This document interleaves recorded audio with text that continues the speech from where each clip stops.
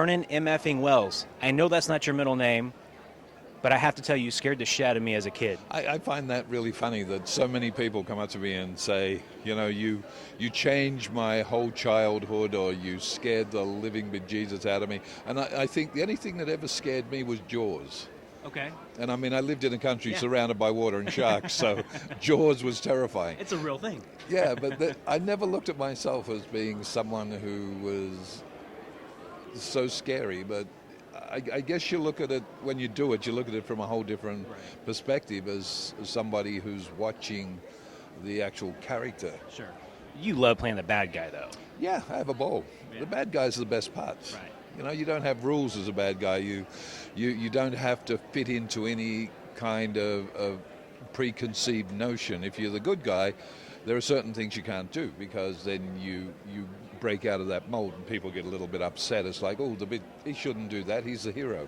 Whereas when you're the bad guy, they want you to do horrible things, because they're always looking for that. The more sinister you become, the more they want the hero to kill you or to take you down. Yeah. So they're wanting the villain to do more and more. I love it. Without the villain, it doesn't happen. No. And you've always got to have a good villain to make the film work. I mean, you go back to the 40s, the 50s, all of those films that were made then, all the old Hammer horror films, all the villains were just wonderful. I mean, they chewed the scenery and they did the whole thing, but they were wonderful because it was that thing you booed and you hissed and you carried on. The old serials with Superman and Batman and all that. You always went to them, the 15-minute every Saturday matinee, because the villains were what got you. You were waiting for Superman to take down the villain, So it was fun. Well, speaking of that, your first, I guess, big breakout role with Mad Max, yes. Road Warrior. How did George find you? What were you doing that led him to you? Actually, it was my first film. I'd done very little up until that stage. I was a football player, and I'd stopped playing football, and I was actually a rock star, the lead vocalist in a very big band, and I was my back was fractured in an accident with the band truck, and I was becoming a real pain for our manager, who decided to take my photograph around to all these agencies, and I got hired to do a series of commercials. And I suddenly realized I was making all this money, which I didn't have to share with 5 other band members. And I was like, that's kind of cool. I like this idea. And I got really bored really quick, because my brain is, I just can't do the same thing over and over and pretend I'm enjoying it. And to me, modeling was this whole thing of plasticity. It was like, be happy, be sad. It was like, yeah, done that, moving on. And I got to do a couple of extra parts, and I hated acting. I really did. It was not where I wanted to be. But I loved the crews. I loved being behind the camera. I loved being with the cameraman, with the guys. And that, I sort of gravitated towards that, and I thought, that's what I'm going to do. I'm going to learn my craft, and I'll become a director or a producer, something in that vein, because that's where I'm headed. And I got asked to do a stage play. And I didn't want to do it. It was called Hosanna by Michel Tremblay, who's a very famous French writer. And I hated the whole concept because it was about 2 gays, a transvestite and her boyfriend. And it was, being a macho kid growing up, playing football, the whole 9 yards. It was like, excuse me, you want me to do what? No, that's not going to happen.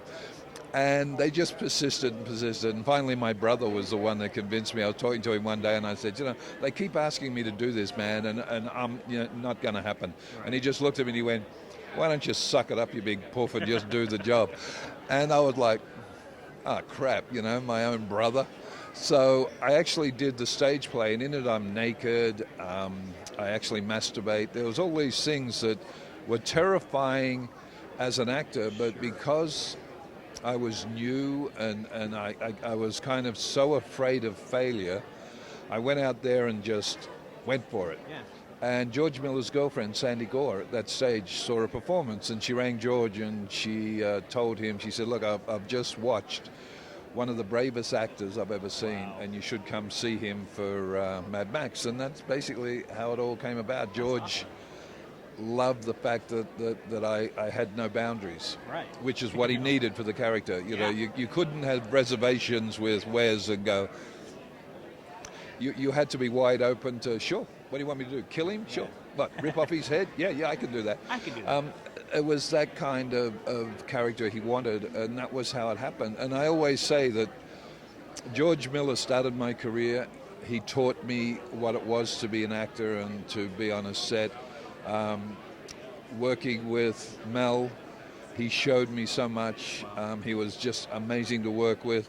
I learned so much on that film, and it was that launched my career. And once it started, it was like a freight train. You really didn't have the brakes to stop it. It was kind of like my dreams of being a director or whatever just had to be put on hold as this freight train just kept pushing me forward into more and more roles.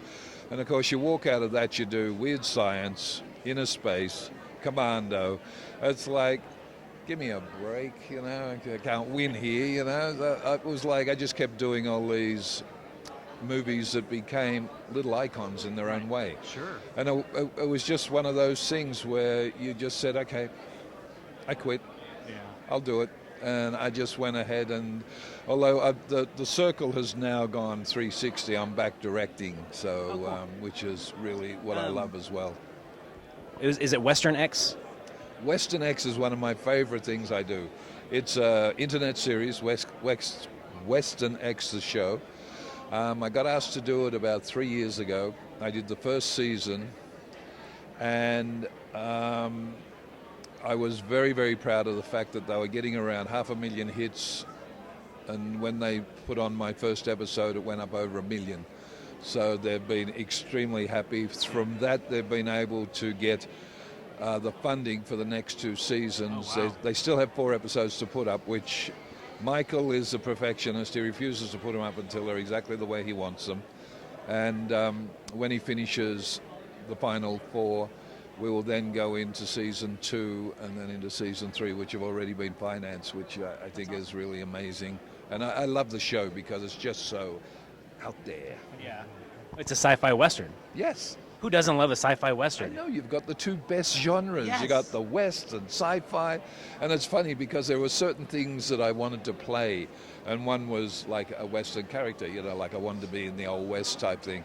And I got to play the general in that. And then all of a sudden it opened up all these other films. Suddenly people were going, you know what? I got this movie and I need someone for the sheriff. You'd be perfect. You know, Right. so suddenly I'm playing sheriffs and Now you're good guys. generals and lieutenants and all this Well, crap. that's good. That's Yeah, it was Well, fun. and I'm sure for an actor, it's nice to not get typecasted and break out of that mold that was created. It was a millstone around my neck for about 10 years. I mean, I was typecast as Wes or as Bennett. People couldn't see past that. They couldn't see the comedy that was in Weird Science. They couldn't see the fact that I could act without dialogue in Inner Space. And all the other films that I was doing. I stopped working. I actually gave up because I just didn't want to continue in that mold. It was like boring me. Right. I was like, give me something better. And a good, Challenge you. yes, a good friend of mine who is a director was doing Jekyll and Hyde Okay. with Tony Todd, whom I adore. And he said to me, I want you to be in Jekyll and Hyde. And I went, what do you want me to be, Jekyll or Hyde? And he said, neither. I want you to be Jekyll's best friend, who in the story is the doctor who discovers that Jekyll is Hyde. Okay. And I said, you're kidding. And he said, no, I want you to do that. It's you know, one of the good guys. And strangely enough, it was the hardest film I've ever done, because when you're playing a villain, it's not who you are, unless you're some kind of lunatic. But it's not who you are in personality and everything. So it's really easy to get out there and throw it out to the wind. You know, you don't care. When you're playing the hero, good guy type characters, a heck of a lot of what you're playing is who you are. Yeah. Because that's the only way you can do it. So suddenly what you're doing is you're putting you on screen and you're like, I really don't want to do this. Right. You know, this is not a good thing. So you draw back. You start to pull back inside yourself to get away from showing so much of who you are, which is, of course, is the wrong thing to do as an actor.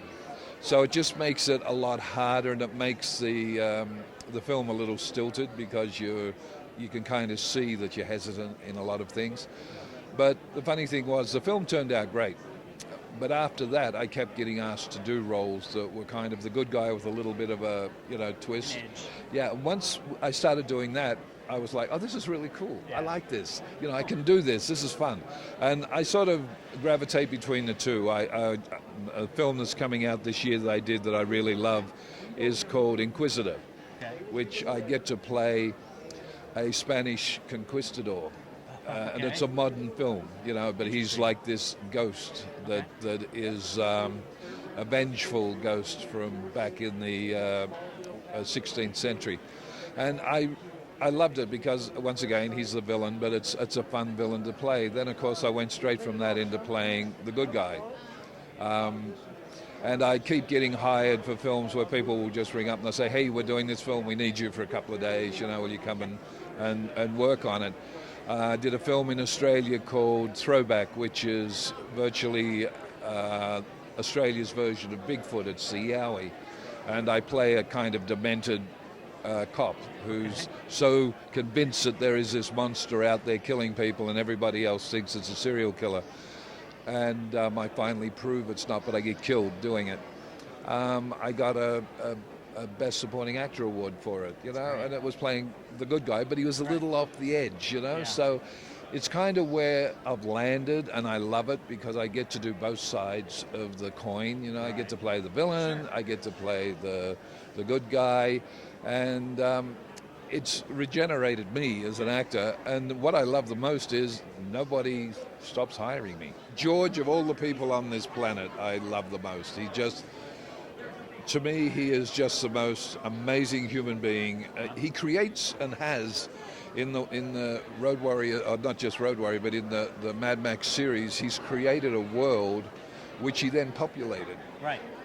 And he populated that world with how he thought our world was going to go. Right. And he was right. That's what's so scary, is if you look at Road Warrior, it's where we are today. Yeah. I mean, we have all this stuff in the Middle East. We have breakdown of society. We have everything that's about. And if you look at the kids on the street, their cars are very similar to what we had. They all drive these souped up, raised up, and they all run around with guns shooting each other, all this kind of crap. And that's Mad Max. Yeah. That's where Road Warrior was at that point. And then if you go further and you go to Fury Road, you look at where we're headed. Yeah. Where we destroy everything, where there's just nothing except people trying to survive and doing whatever it takes to survive and killing whoever they need to kill to survive. And it's scary that he had the ability to sort of put that together and then populate it as a world, and you get involved in that world. That's what I love about him, and I love about his films. So when you guys met, did he say anything about you being in one of the next three? Nope. Oh, come on. And I didn't ask him. He should call you. Mr. Wells, thank you so much for your time. My I really pleasure. appreciate it. Thank you so much. Thank you.